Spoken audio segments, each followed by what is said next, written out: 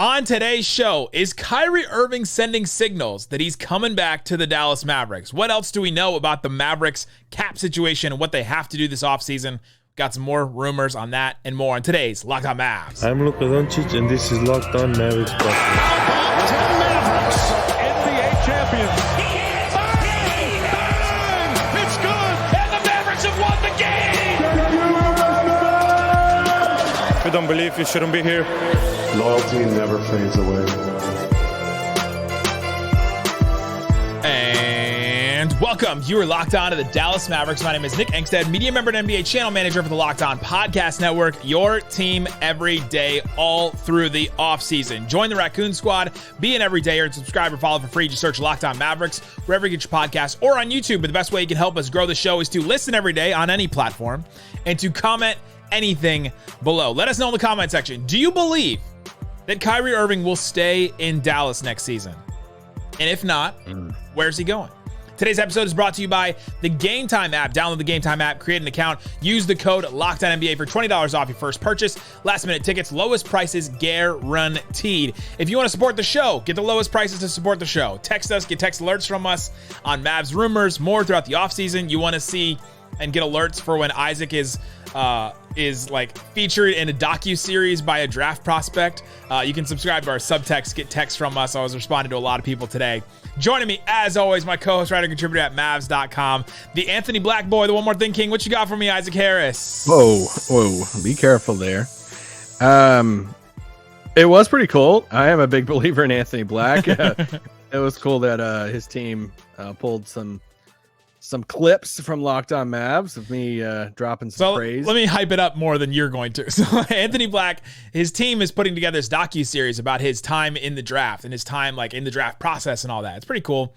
And the first episode 1, the first 40 seconds of it is Isaac just hyping up Anthony Black in our draft profile. Like, this guy is special. Just the way that the whole thing is just Isaac going on this rant about how much he likes Anthony Black. You couldn't ask for it. Yeah. And there's all this B-roll of Anthony Black just like, with kids at a camp and like shooting and like doing all these different things and like fields with the drone shot. It's like this really cool thing. So it's on. We posted it on the community tab on YouTube. So if you want to go check it out, I posted it on Twitter as well. But it was really cool to see that and to see the show get represented by that. No royalties so far from the Anthony Black group.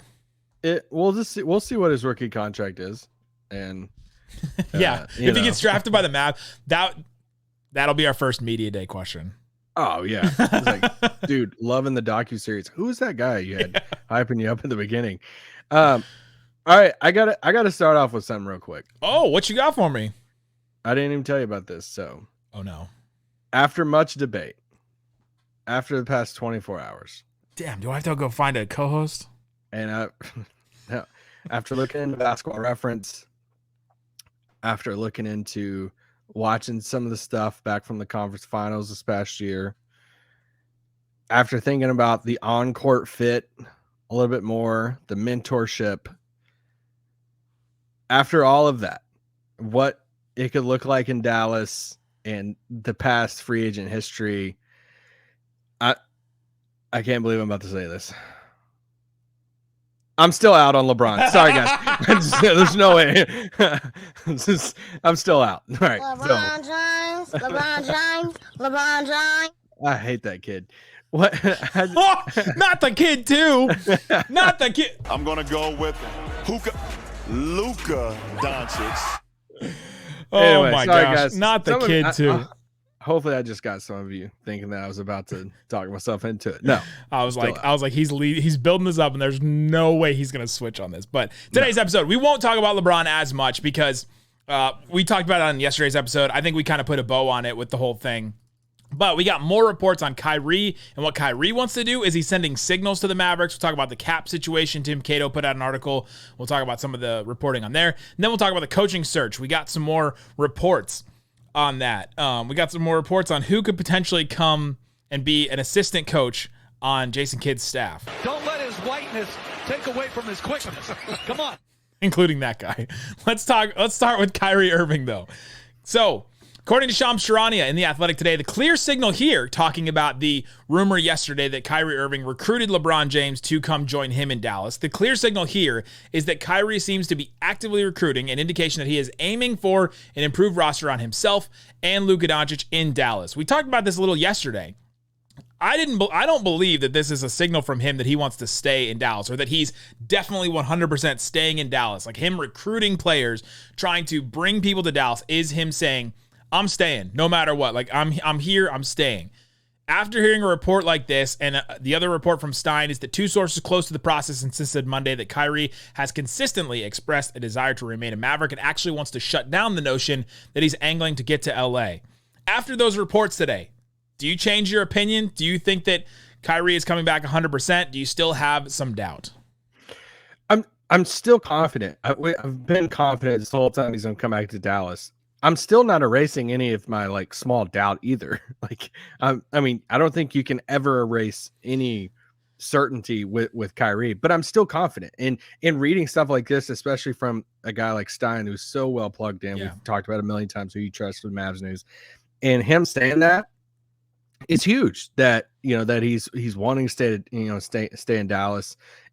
But I think that the Shams part of this is such a unique angle that we've just never got to experience from a Dallas side. Like, yeah. And there's so many layers to this that honestly we could do probably a whole pod on it. But we've never really had, and I'll go to this level, like, we've never really had an American-born player with the popularity of a Kyrie Irving. No.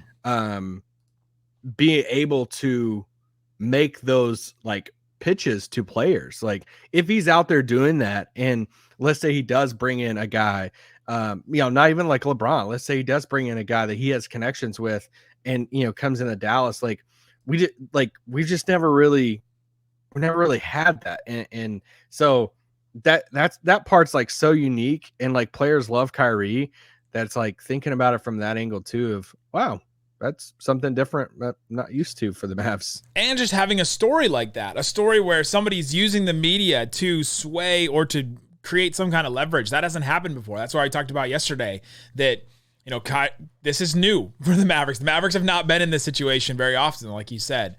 To me, these two reports, I had more doubt than you that Kyrie may or may not come back. I thought yesterday this is a leverage play for Kyrie to just get with LeBron no matter where it was, like to try and actually leverage the Lakers to try and make a move for Kyrie.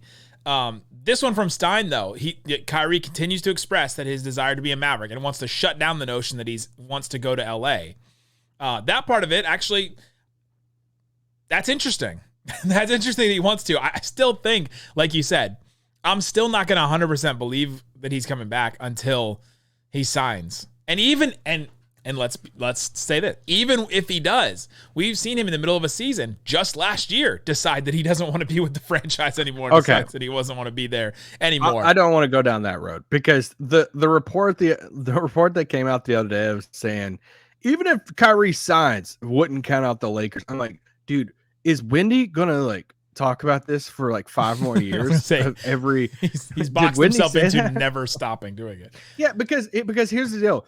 If as confident as you possibly are in Kyrie Irving coming back to Dallas, which I'm very confident, if you're telling me that the Lakers switch course, LeBron talks them into it, and they get pressure into that corner, and the Lakers call up and say, all right, we'll make the moves right now. We will sign Kyrie to a multi-year offer at a massive contract. They do the roster. We will do the roster shuffling. And it's them calling with that contract, and it's LeBron calling Kyrie. I'm worried. Okay. I'm worried at that point. But right now, every sign out there, the chess game is still being played, right? Like Pelinka and them fired off their next chess move the night of, the LeBron Kyrie report. So there's just the Lakers don't seem interested, and that seems the tension with them. So the smart thing for Kyrie, if it's the money thing, is he looks like he's gonna be able to get a lot of it from Dallas. Yeah, and so I think that's the only place left where there's leverage. If he wants to shut down the LA things, I don't know if there's anywhere else for him to go at this point. And so for him to Now his thing is to just keep pushing for the other report that Stein had. The constant conversation regarding Irving since Dallas traded for him in February has regarded around Kyrie's desire to get as close as possible to a 5-year, $272 million deal that the Mavericks are able to offer the 31-year-old guard. So coming up, let's talk about that situation and how the Mavericks build around that. Do we know anything more about what they want to do this offseason? Tim Cato dropped some clues. Maybe we'll talk about that coming up. But before we do, let me tell you about Game Time. Game Time is the app and the website that helps you get tickets to things like the Rangers. Rangers doing good things out there. Go check out the Rangers. Also, tough injury news today, but this July, Barcelona at Madrid at AT&T Stadium. That's the first thing that comes up. I can get tickets to that. That actually that's something that I want. Right now, I can get a $200 ticket to go see that, which for parking or which it's not going to come cheap. So you can go check that out. There's also flash deals, all kinds of different stuff.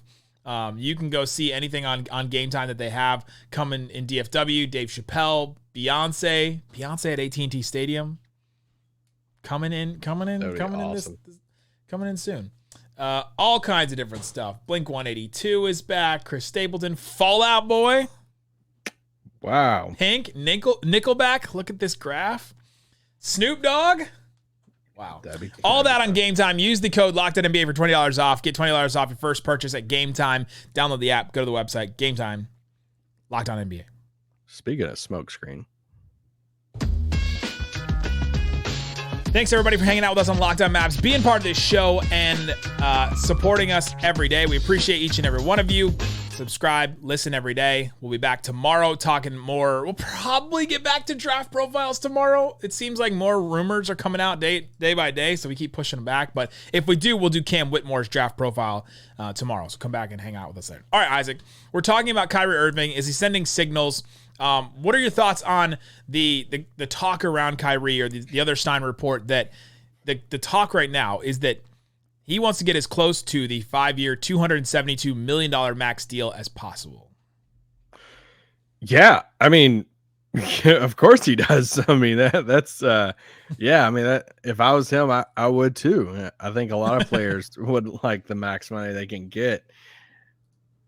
This dance is going to be really interesting for Dallas because you can't let him walk for anything. You can't burn the bridge and just say, or Jalen Brunson 2.0 basically. I mean, you could and take the cap space. And we've learned from the Brooklyn situation, the bridge can be burned quickly.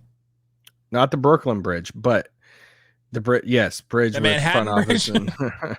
And, but for Dallas, like, I mean, we talked about this when the trade happened. Everybody, has mentioned the same thing. Like when Dallas made this trade, they were prepared to like make the long-term contract offer this summer. So whether it's, the handshake deal that we have talked about or, the non-handshake deal, what, like he knows a massive contract is coming from Dallas. I'm kind of going into it expecting the 3+1. I think when with the player option on that 4th year, if it's the full 5, that's all right, close your eyes and take a swing. If the Dallas Mavericks give Kyrie Irving a full 5-year deal and there's no options on it or anything, it's a full guaranteed 5-year deal, then the Dallas Mavericks are in a bad place. Right? Because then they're desperate. Then they're like so desperate that there's just they have no leverage. I mean, they've kind of been desperate. But they're in a situation with Kyrie now where we both agree there's no one else out there that's vying for him.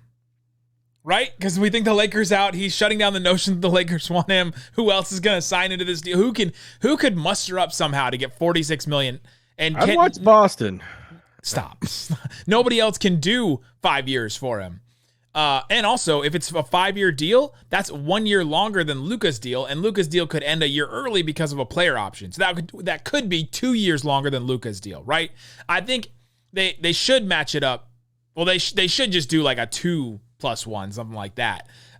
Less years are better when it comes to Kyrie and what we've seen in the past from his past couple situations, Cleveland, Boston, and Brooklyn. Then I would love to be a fly on the wall for those negotiations. I would love to know what Dallas goes in with. This is what I'm saying. So if they just get backed into a corner and all of a sudden are like, what they did with JaVale McGee, where it's like, okay, what do you want? What do you want? You want 3 years? Okay, you want a player option? Okay, you want all this? Like you want to start? Okay, we'll make sure you can start. And if they get I wouldn't say it's that level, but anyway. But for Kyrie, it would be the 5 years. Let's give you the 5 year the full max and all that. And I don't think they can do that because of Luka's deal. And if they match it with Luka's deal, I think that's okay. I think that's an okay deal if they match. It's 3+1, like you said. So 3 guaranteed years, and then either a player option.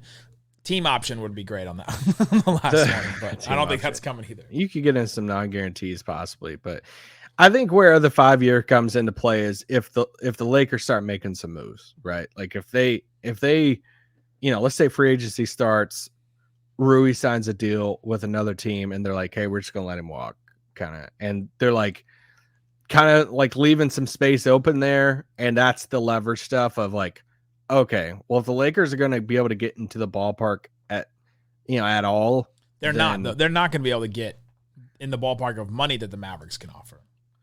But okay, not like they could get in the ballpark a little bit when it comes to like if they make some maneuvering around with like annual salary stuff. That's where it might force Dallas's hand of saying, all right, let's blow the Lakers deal off the table. We can offer the 5th year. But if the Lakers are not making any moves, then yeah, just go in with that 3+1. Yep. And so that's where we are with his deal. And that's the conversation right now is how many years and how much money are they going to give Kyrie? And but of course he's going to want the 5 year max. Like I read that and I was like, of course okay, he does. like, yeah.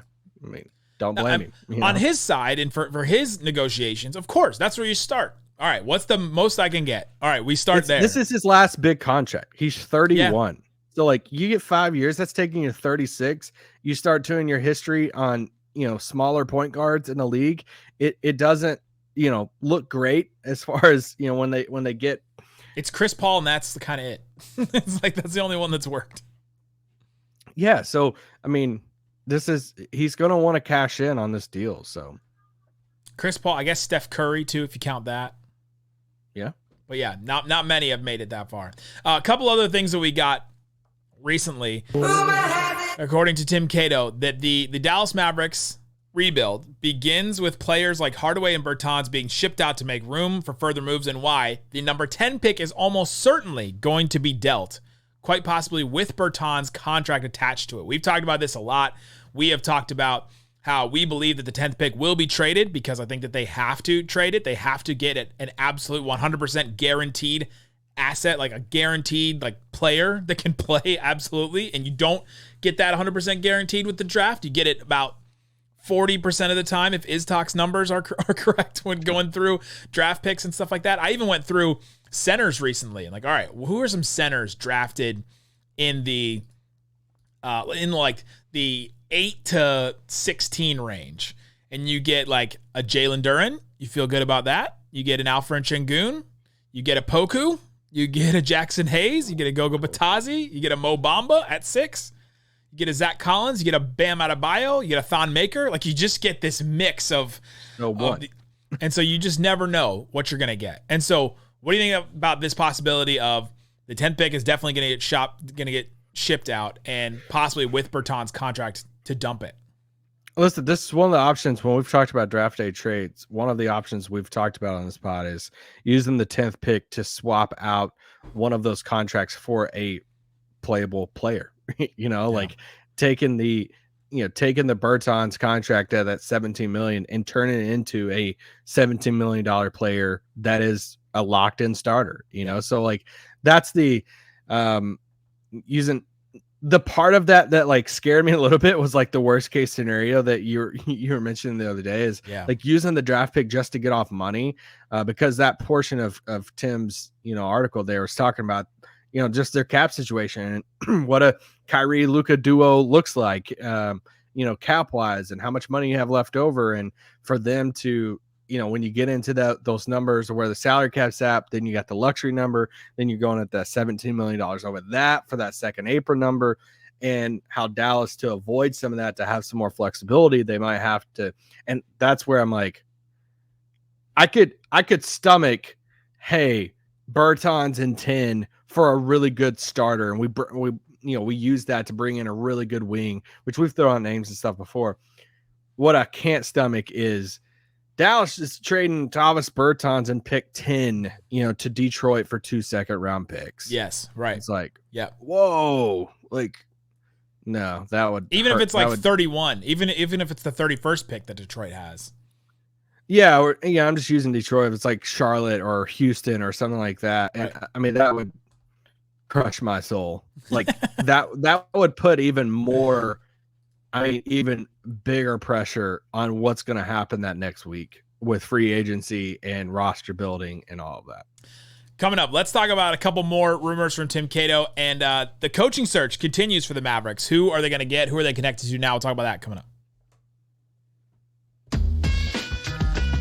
All right, Isaac, we're talking about the Mavericks possibly using the 10th pick to dump Davis Bertans, maybe Tim Hardaway's contract attached to it.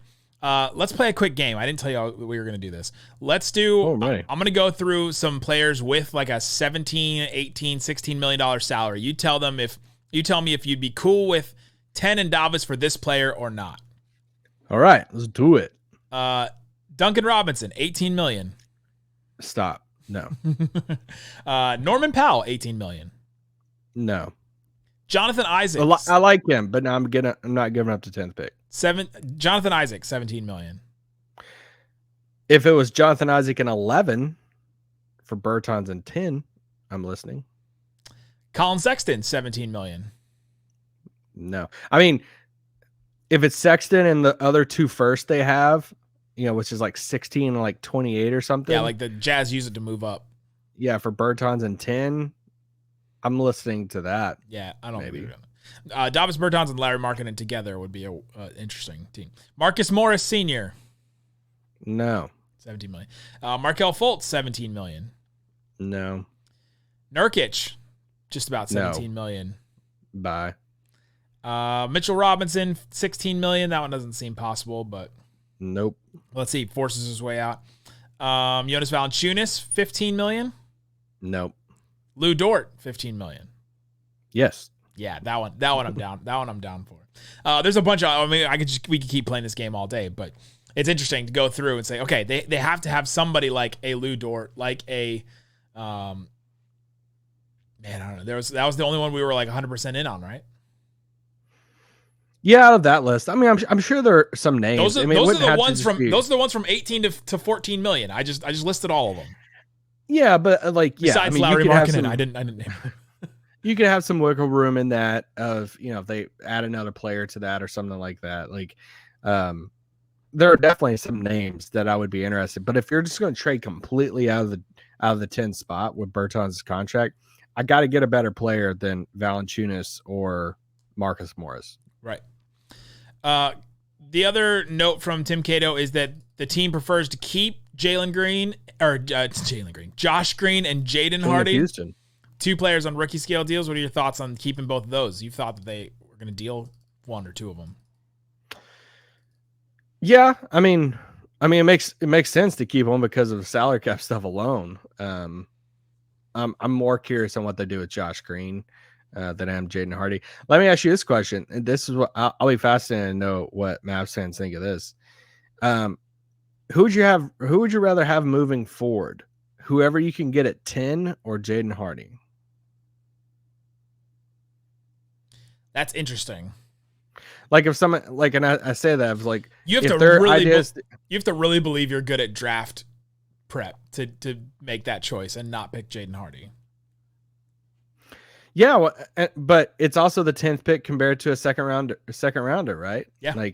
And I mean, obviously we've seen what Jaden done at the end of the season, but it's kind of that part's fascinating to me. To where what if a team, the same concept, and they're wanting to get off Bertans' money? What if instead of the 10th pick, it costs you Jaden Hardy instead of 10? Which one would you choose, Hardy or 10? But also considering that the 10th pick is going to make about $4 to $5 million, and Hardy's making 1.7 next year, and then he's making $2 million the year after that, and then he's a restricted free agent. It's like you got 2 years to decide on Hardy. You'd have 4 years to figure out that rookie. To figure out that. I'll play devil's advocate just a little bit or push back, but on paper, that 10th pick should be better than Jaden Hardy. Yeah, And should be a guy who is locked into your rotation. If it's a Jarris Walker or Taylor Hendricks or something like that. But for every Bam Adebayo, there's a Sekou Doumbouya out there. Very, very true. So, let's talk about the coaching search. So Mark Stein also reported that a couple of reports that I found hilarious to me. The Mavericks really never anticipated having a shot at Frank Vogel now that he's the Phoenix Suns coach. okay. Likewise, the Mavericks expected former Magic and Hornets coach James Borrego to land on the Pelicans bench. So we knew that we weren't going to get Frank Vogel. We knew we weren't going to get James Borrego. That's what the Mavericks are saying right now. The Mavericks remain interested in former Suns and Knicks coach Jeff Hornacek to join Jason Kidd's staff. They're looking at an assistant coach as well as JVG. Don't let his whiteness take away from his quickness. Come on. That's him talking about Luka, by the way, which is my new favorite drop. What are your thoughts on these two guys? Jeff Hornacek has been in the NBA for 13 years. He last coached the Knicks. He was the head coach of the Knicks for 2 seasons in 2016 and 2018. He hasn't been a coach since 2018. He was the head coach of the Phoenix Suns for 3 seasons with that Dragic, Bledsoe team that won 48 games. Kind of came out of nowhere. He was also an assistant coach in Utah and in Houston. What are your thoughts on Jeff Hornacek? Yeah, I mean, it's so hard to have like definitive thoughts on assistant coaches. I know, but give me one. He's a great free throw shooter when he played for the Jazz. So the Mavs are just looking for somebody with head coaching experience. It's coached. yeah. So Jeff, teams. tell me about. Give me your thoughts on Carl and John. I know that. Anyway. And then Jeff Van Gundy was a coach for 11 years in the NBA. He's an assistant coach with the Knicks from 1989 to 1996. He was the head coach of the Knicks with Patrick Ewing for a couple years there, and then the head coach of the Rockets for about 4 years with Tracy McGrady and Yao Ming. He also, though, recently, so he hasn't coached in the NBA since 2007. So you hear that and you're like, well, what are we doing? This guy hasn't done this job in like. It was in high school. I mean, the iPhone wasn't out by last time Jeff Van Gundy was coaching. Yeah. But he did coach 2017, the FIBA Americas team. I think was it Jameel Warney? One of them. One former Mav. It was it's like a G League type team, and he coached that one. He also coached in the 2019 World Cup qualifying team. He was also an assistant coach on the Olympic team in Tokyo. So in 2021, he was an assistant coach with Pop. Kyrie was a candidate on that team, but did not end up playing because he had a hurt ankle after the summer when he was with Boston and all that. So he has coached some NBA type players in the last 4 or 5 years. So it hasn't just been since 2007. However, he's been working with ESPN since 2007. So. If he gets hired before Mark Jackson, I would laugh. Why? I feel like Mark Jackson has been like trying to actively interviewed to things for a while. And I'm like, can somebody please hire Mark Jackson so I don't have to listen to this guy anymore. When you listen to the two talk, you don't think one of them should be a coach and one of them shouldn't, though. Listen, if they hire Jeff Van Gundy, I mean, this is just content like gold. Okay. I mean, as soon as we were texting, I said, dude, this is like a TV show. Like, can you imagine a daily podcast with Jason Kidd in all of his quotes, Jeff Van Gundy, Kyrie Irving, Mark Cuban? Like, I mean, this is a four. They bring Boban back. Yeah, this is a 4-person TV show that I don't even know. Yeah, but don't let his whiteness take away from his quickness. Come on. They really want a assistant coach with experience. So, yeah. Can you imagine a Jeff Van Gundy? Let's imagine a game where Jason Kidd gets tossed, gets 2 texts and gets tossed, and Jeff Van Gundy's the coach that steps up and coaches. So he does the post game presser. When I think of, I mean, there's so many things I think about him, but just like recently thinking about him, I just feel like every other game I listen to him call a game, or every time I hear him call a game, he always throws out some like wild rule he wants changed. Like, yeah, hey, they shouldn't shoot free throws in the first half. Well, the other day he was like, they shouldn't do halftime anymore. It's like, this is who we want for an assistant. I think he is a really smart guy. Like, I was listening to him recently on Ryan Russillo's podcast talk about Miami's zone, and I was like, very oh my smart, gosh, yeah. do I even know how zone works? Listening to him talk about, like, he's coached before, he knows the NBA game, He hasn't been a coach in a while, but he has some of this like ancillary experience with these international teams, the Team USA and things like that. So like, he's not a joke candidate. Let's put it that way, right? Like the way that some people might think, oh, this guy, he's just been a broadcaster. Like, I don't think he's a joke candidate. No, I don't think it's a joke candidate. No. And we'll talk about it and discuss which one, but like the goal is for the Mavericks just to get a former head coach that had experience, that has experience, a decade of experience or longer preferred, and to bring them in and to help Jason Kidd. Like, that's the goal. So either one of these guys would fill that, and I think that would be fine. Listen, I'm just going to put a bunch of rain on this whole past 5 minutes here. Assistant coaches, it's not the end of the world, all right? Like, one of the funniest things about the past 2 weeks has been getting us riled up over who's going to be assistant coach in Dallas. And, is this a sign for free agency for Dallas? All right. I think they matter, though. I didn't say they don't matter. Okay. But for us to, like, for me to log on to Twitter or something, and it's like, oh my gosh, we didn't get James Borrego. It's like, okay, well, tell me what that spot does on the bench. Like, I would just say a majority of us don't fully even comprehend like what that one seat on the bench even does. I think it matters. I mean, I think it's a great move. If you're going to keep those guys and not make changes, like we said, then this is, you add the Dennis Lindsays of the world and insert whoever it is. So if it matters for the Mavericks, we're going to talk about it, right? So like that, and I think fans should talk about it and care about it. We don't know how exactly it'll help as much as a player would, but I do know that the other day, Bobby Portis tweeted, like somebody asked him a question like, why were you guys so bad this year? You lost the first round. And he was like, Darvin Ham, us losing Darvin Ham and him becoming the Lakers coach. He was an assistant on the Bucks. Like, us losing him was a bigger loss than people realized. And if that matters, and we also think that Sean Sweeney really matters to the Mavericks and the Mavericks defense and their design for their defense last year. Didn't have the personnel to run it this year, but did have it the year before and were able to go to the Western Conference Finals. If we think that matters, then I think that talking about this and discussing who should be like, an assistant coach, I think matters. I don't know which one would be better between Hornacek and Jeff Van Gundy. I can tell you what they've done in their careers and all that. And that's what we did. How soon before Sam Cassell takes over for Missoula? Ooh, man. January? I don't know. Missoula kind of, he sticks in there. Yeah, with his gum. He just runs around the town and watches the town and is in the town and visits hospitals. Visits hospital. There you go. Let us know in the comment section. Do you believe that Kyrie Irving is coming back 100%? If you don't, where do you think he's going? Let us know. We'll be back tomorrow with a draft profile or more rumors. We'll talk about that and more. Guys, thanks so much for listening to Locked On Mavs.